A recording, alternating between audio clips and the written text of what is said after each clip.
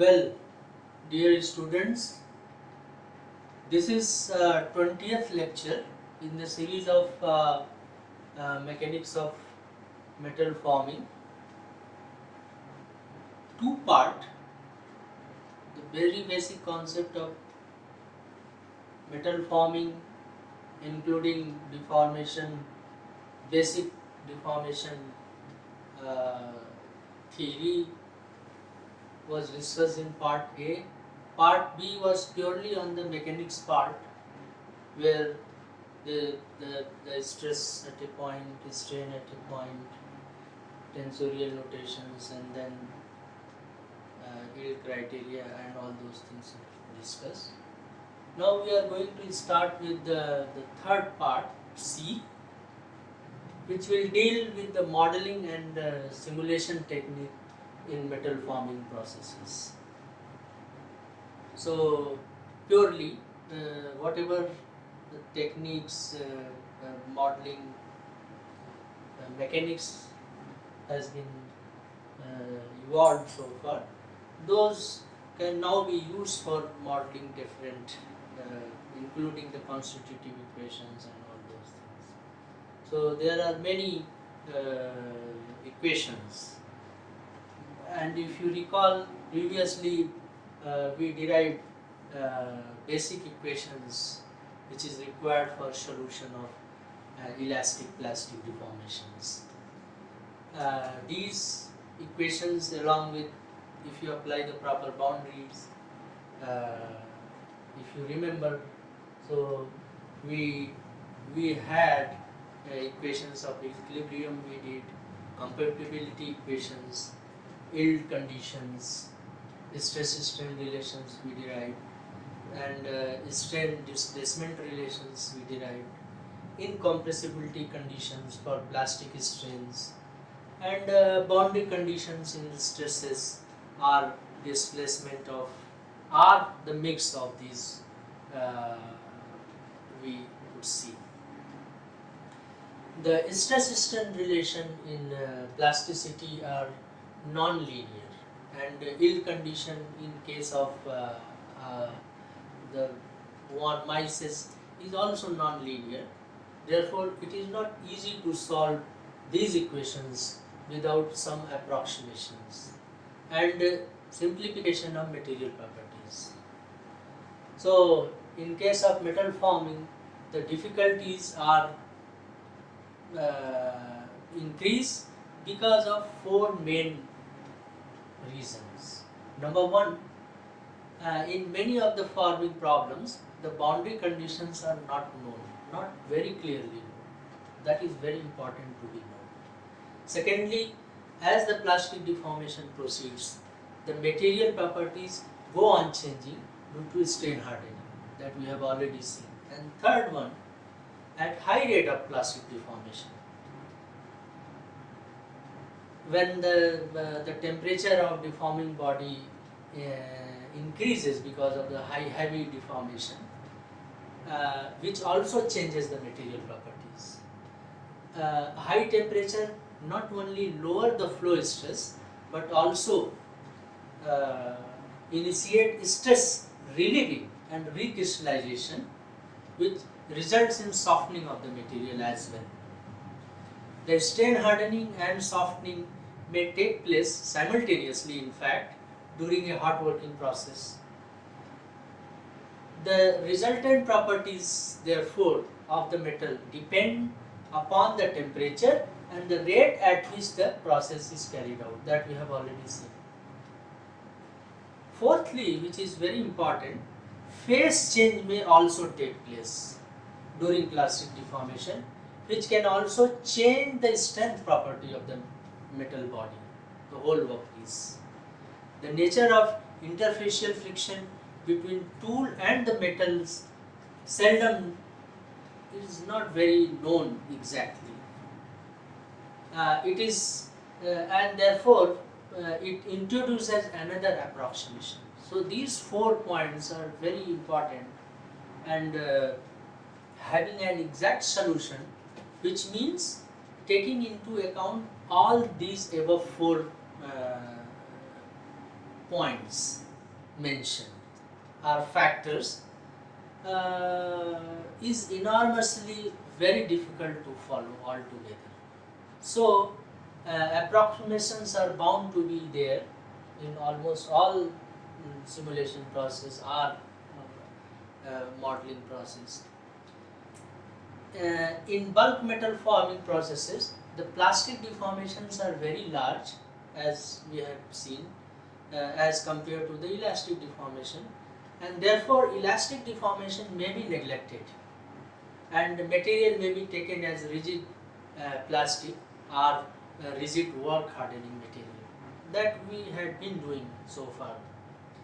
This approximation is common to most of the solution of metal forming problems, except those in which the elastic and plastic strengths are comparable, such as in seat building case. In case of work hardening material, most of the researcher, if you look back, have taken isotropic work hardening because taking into account the anisotropy produced during the process makes the solution much very difficult.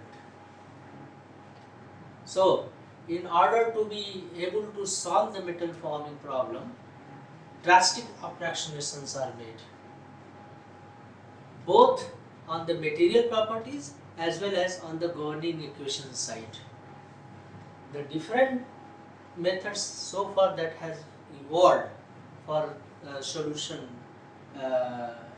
for different problems, one can note down like the methods has been slab method, slip line method, upper bound technique, lower bound technique, numerical techniques, and finite element method. So far, now it is very popular. The first three methods, that is slab method, slip line method, and upper bound method, almost these three methods have been abundantly used. The popularity of finite element method is steadily increasing, and in today's because the FEM is very versatile, and availability of availability of powerful computers and high-speed processing machines at cheaper rate, now it has become possible to use FEM approximations very easily and at lower cost. In slab method, the problem is basically simplified by approximating the equilibrium equations. Basically, we solve equilibrium equations. The application of slab method is discussed. We would be discussing later at after few lectures, and however, very few solutions have been obtained so far using lower bound technique, because usually civil engineering applications are more concerned with lower bound. Slip line and upper bound method have been used abundantly and form the main topic of discussion, particularly in these lectures subsequently that would take place. So, to start with, we would be looking the slip line theory. Because it has been, however, the slip line theory concerned with 2D plane cases only. 3D is possible, but it is very difficult, and because the finite element technique has come up, so now it is almost discarded, the slip line theory, even though as a theory, because it is started with many things, so we should look into. So in slip line, we would see the plane strain slip line where the alpha and beta lines, stress equations, velocity equations, Henky's first and second theorem, velocity discontinuities, stress discontinuities, and stress boundary conditions, free surface, frictionless interface, interface with sliding friction, interface with sticking friction. These we would be looking into under slip line theory. Then because slip line can also be drawn graphically, so construction of slip line fields and related hodograph we would see.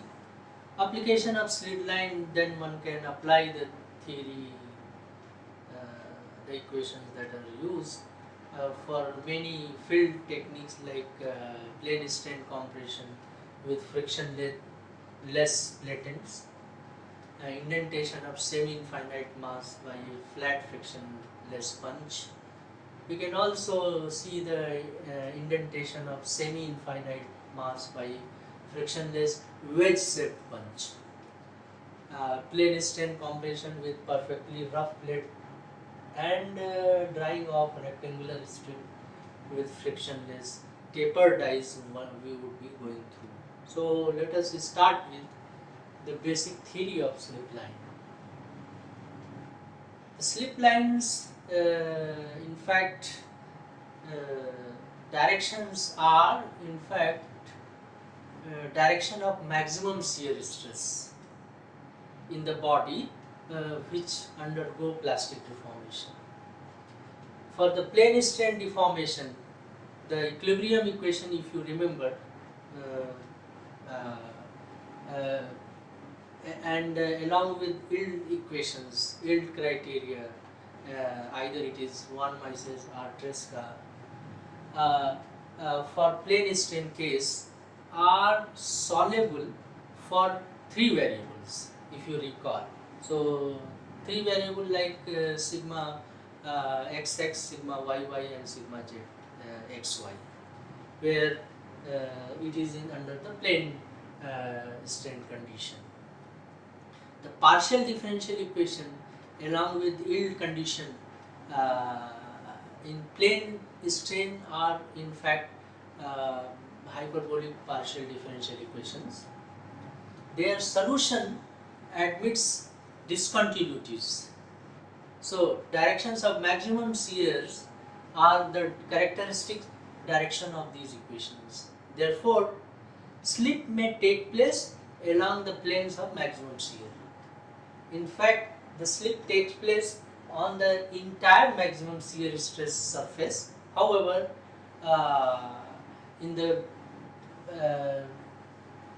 in most of the cases, only we considered across the cross section of the body. So we see lines of maximum shear stress, which is called as shear lines or slip lines. Let us suppose we take the directions of maximum shear as coordinate directions and transform the equations which is given here in second and third along these directions. So if you look at this figure number 1, where the curvilinear element of a slip line field is shown. So if we see here, so the one can see that along these directions, these equations, that is your equilibrium equations and concerning yield criteria equations,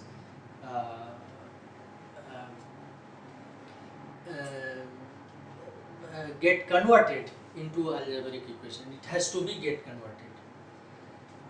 This is in tune with the general properties of hyperbolic partial differential equation, and we would be looking into all these things here.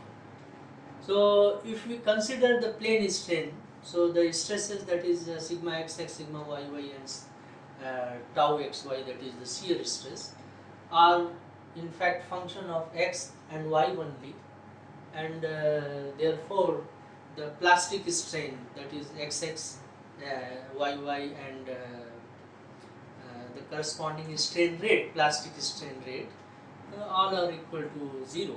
that means the plastic strain rate epsilon xx, epsilon yy and epsilon yz. Sorry, epsilon strain rate, plastic strain rate xy, yz and so this is all equal to 0. So according to plastic stress strain relation, if you recall, the plastic strain rate is what? It is it can be taken as which is equal to, and it is proportional to deuteric part of the stress, because we take the z direction in plane strain condition, that is the plastic strain rate in z direction is 0. So one can find out that sigma zz prime becomes is equal to twice sigma zz minus sigma xx minus sigma yy divided by 3, and that is in fact deuteric part is 0. So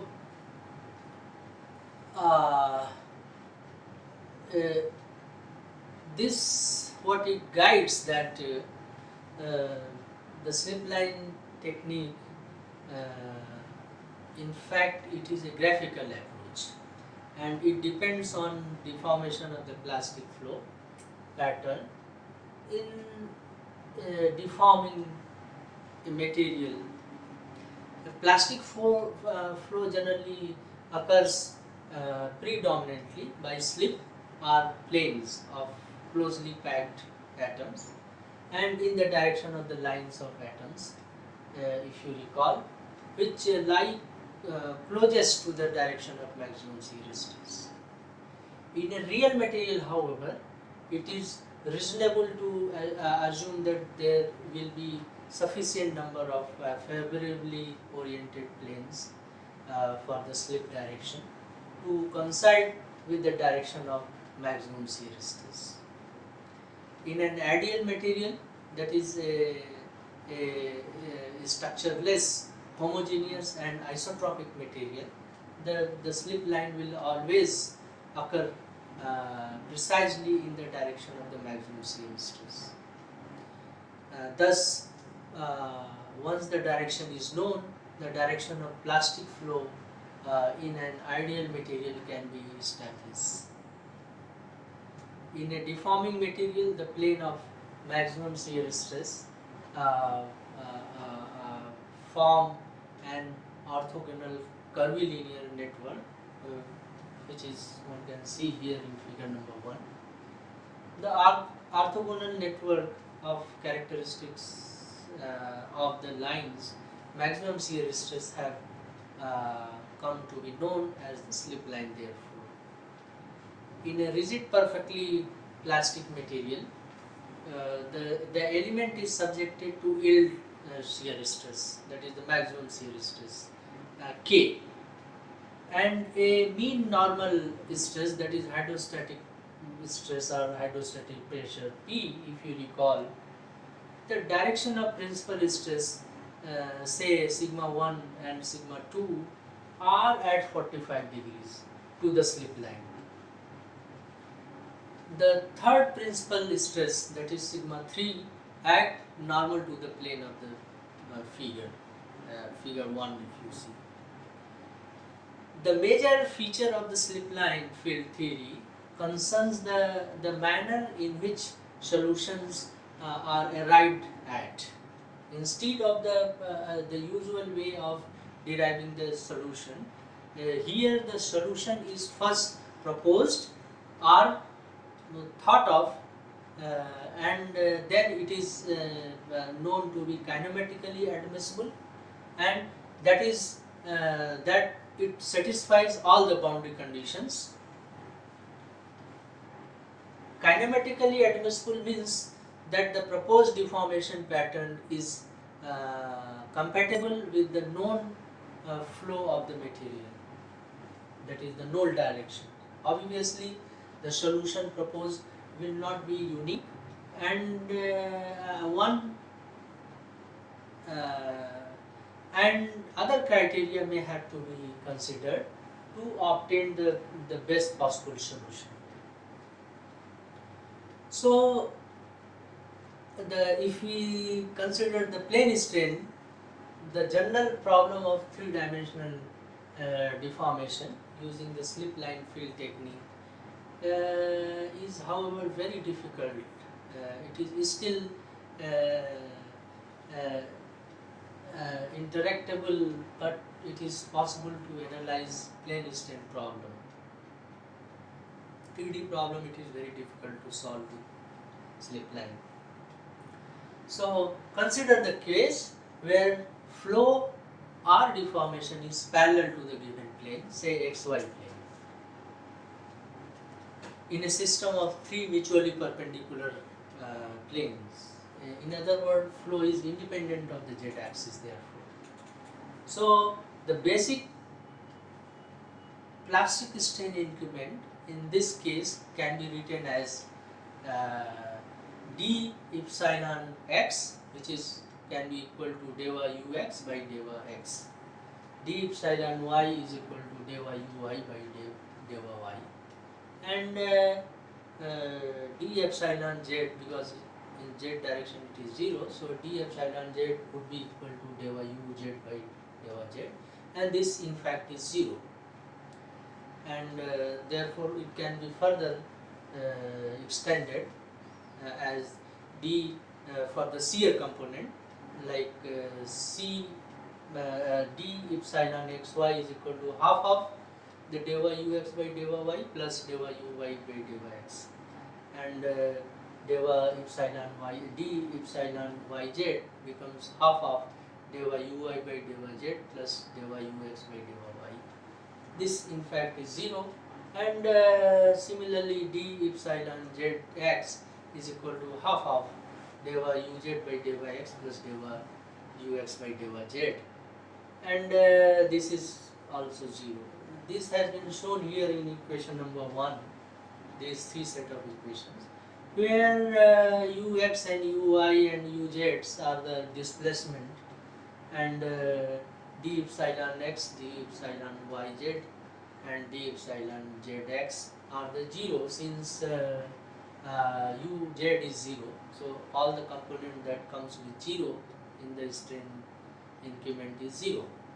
So if you use the one Mises yield criteria and its associated flow rule, one can write down this set of equation number 2. So that means d epsilon x becomes 2/3 of d lambda, and then multiplied by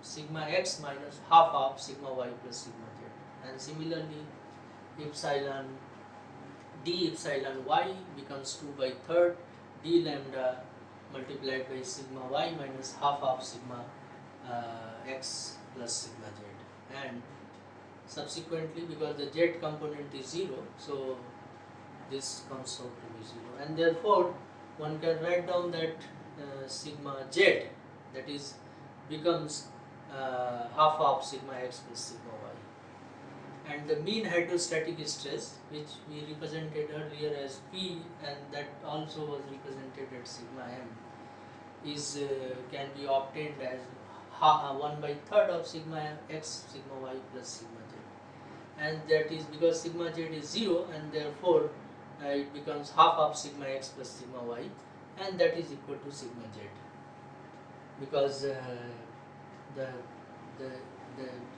epsilon yz, epsilon zx are 0, and sigma z is a principal stress.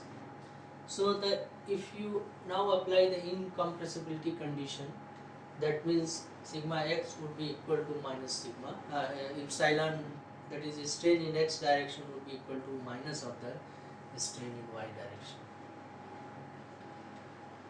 The state of stress on a plane which is inclined at an angle, say psi, from the direction of maximum shear stress can be represented on a Mohr circle diagram. If you recall, we plotted the the stresses when the on two Mohr circle construction, we for the 2D case as well as 3D case we consider. So now it can be plotted. Let us see it in figure number 2.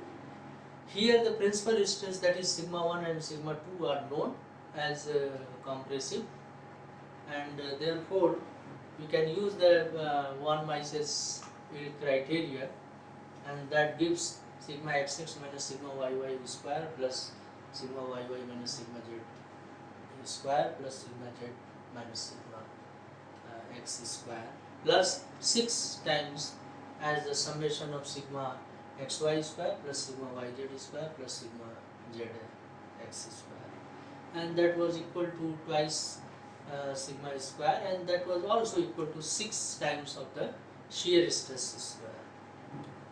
And under plane strain condition, the same equation, von Mises equation, it reduces to this form, where the component, the fourth component on the left side, which was it will come as rest of the will be that means sigma x minus sigma y square plus 1/4 of the sigma y minus sigma x square plus 1/4 of the sigma y minus sigma z square plus 6 of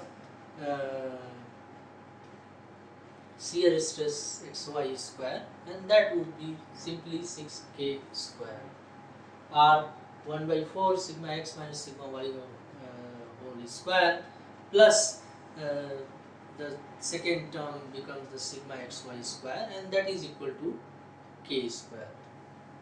So if you see here this figure number 2, under the plane strain deformation case, so all these things have been plotted. So sigma 1, sigma 2 and sigma 3, and then one can see here this is what the angle to psi. This is along the x direct stress, and along the vertical direction this shear stress has been shown. So if you see the equation number 6, this can also be obtained directly from the Mohr circle, as shown here in equation number 2. So if one required to find it out directly from the Mohr circle, it can be for the von Mises, it can be simply written as sigma 1 minus sigma 2, which is equal to twice k, because p equals sigma z, and that equals sigma 3, that is half of the sigma 1 minus sigma 3, and it is equal to k. So from this Mohr circle,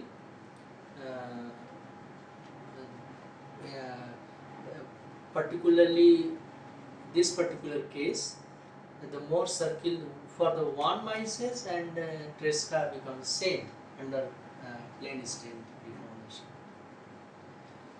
So with this background, as I told, these lines are inclined at 45 degree, and therefore in between the lines there are 90 degree difference. So these lines are called as alpha and beta lines. So the two direction of maximum shear stress, where we alpha and beta of the slip lines are therefore mutually identified and are mutually inclined 90 degree at each point, and that is what we call it as alpha and beta lines. The usual convention for identifying the alpha and beta line is that when alpha and beta lines form a right-handed coordinate system axis, then the direction of algebraically greatest principal stress, say for an example it is sigma 1, say, which is shown here in equation 3, lies in the first and the third quadrants.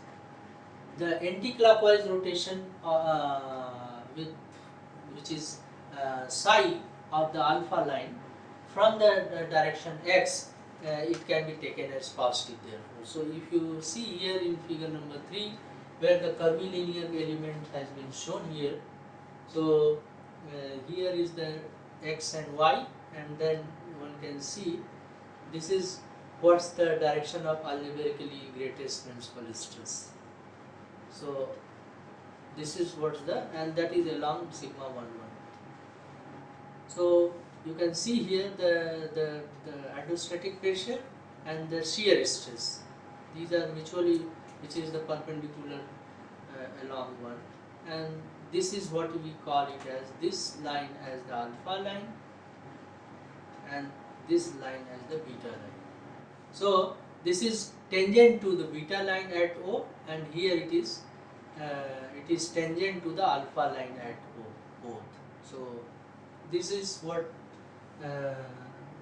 with respect to this figure number 3, now we can write down the stress equations. So let us neglect the body and inertia forces. The stress equilibrium equations can be written, that is deva sigma ij divided by deva xi, and that is equal to 0.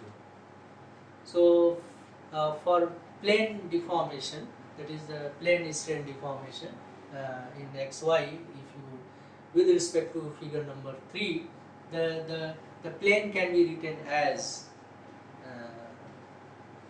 like if you see here, that is deva sigma x by sigma x plus deva sigma xy by deva y is 0, and the second equation is deva sigma y by deva y plus deva sigma xy by deva x, that is 0, and that is what is shown here in equation number 8.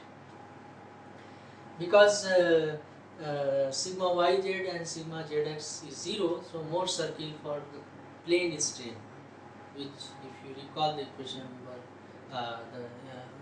in figure 2 gives sigma x, sigma y and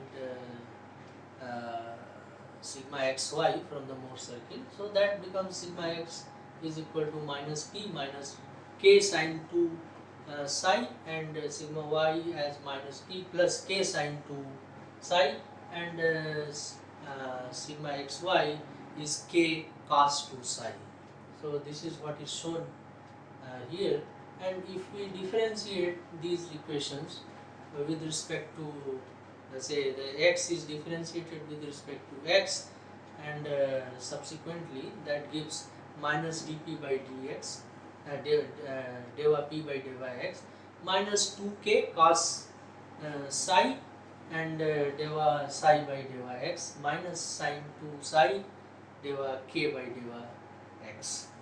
And similarly we can also write down differentiation with respect to y, and this results into this, it is written here in equation number 10, and like the shear part, that is the deva sigma xy divided by deva x, becomes minus 2k sine 2 psi, and deva psi by deva x plus cos 2 psi deva k by deva x. And if we substitute these equations 10 into equation 8, one can again get as minus deva p by deva x minus twice k cos 2 psi deva psi by deva x minus sine 2 psi deva k by deva x minus twice k sine 2 psi deva psi by deva y plus cos 2 psi deva k by deva y, and that this summation is equal to 0. And the same thing again written for the y component, and that is what these two equations is shown here in equation number 11. So if x and y axis are chosen to coincide with the alpha and beta line, for example, that is, we can then take that size becomes 0, and in that case these equation number 11, set of two equation which is shown in 11, it can be written and simplified way, that means minus deva p by deva x minus twice k deva psi by deva x plus deva k by deva y is equal to 0. this is what about along the alpha line, and minus deva p by deva y plus twice k deva psi by deva y plus deva k by deva x is equal to 0, and that is what happens along the beta line. So if we integrate this equation 12, so that can be simply found that minus p minus twice k psi plus integral deva k by deva y dx, and that is constant which is along alpha line, and similarly minus p plus twice k psi plus integral deva k by deva x dy is again a constant along the beta line. So for a rigid perfectly plastic material where the equation, this equation 13 can be very easily written as that p plus twice k psi is equal to C1, which is along alpha line, and p minus twice k psi is equal to Ct, which is along beta line. These set of equation, which is shown in equation number 14, is very well known equation, and it is known as Henky's equation, and this is equivalent to equilibrium equation expressed along the slip lines. So for slip line, these two equations which is given in 14 is in fact equilibrium equation for rigid perfectly plastic material which undergo plane strain deformation. These equations are equations also indicate that the hydrostatic pressure varies along a slip line by an amount which is equal to twice k times the angle through which the slip line turns, and increase in hydrostatic pressure is obtained when an alpha line turns clockwise or a beta line turns anti-clockwise. So as shown here in equation figure number 4, where the velocity component in a perfectly deformed body is shown here.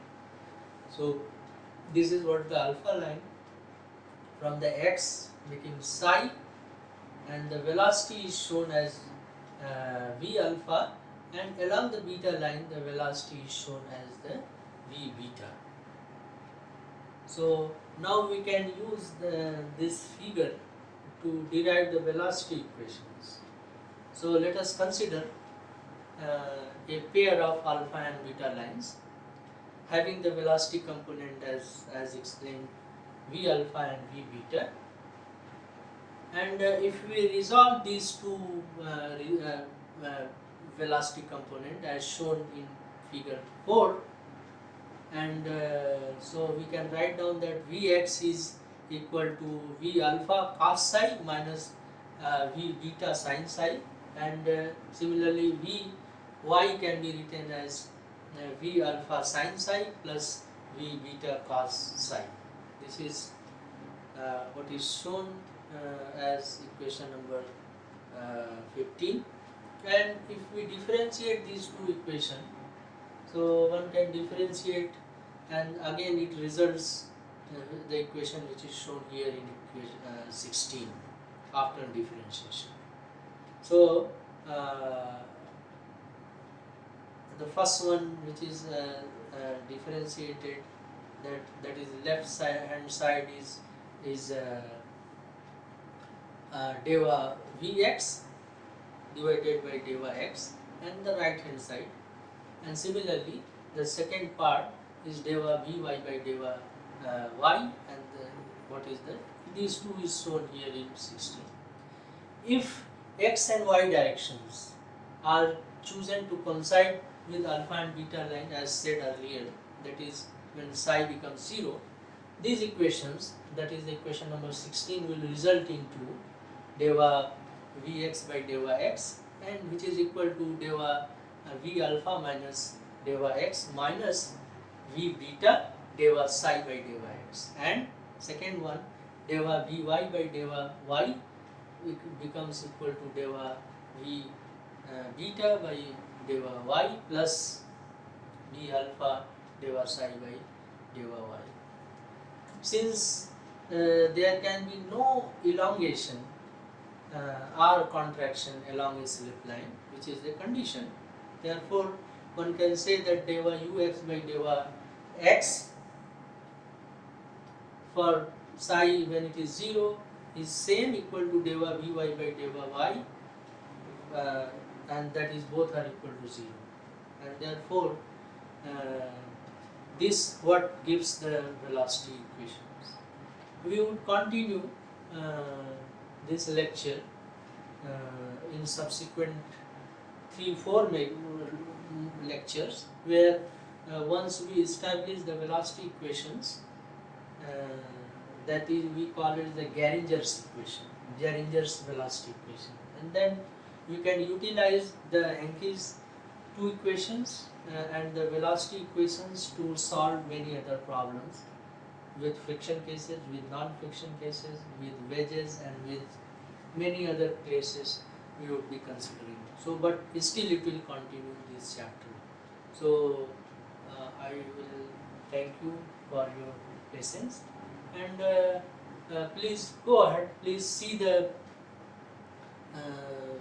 other part that you would be considering. Thank you very much.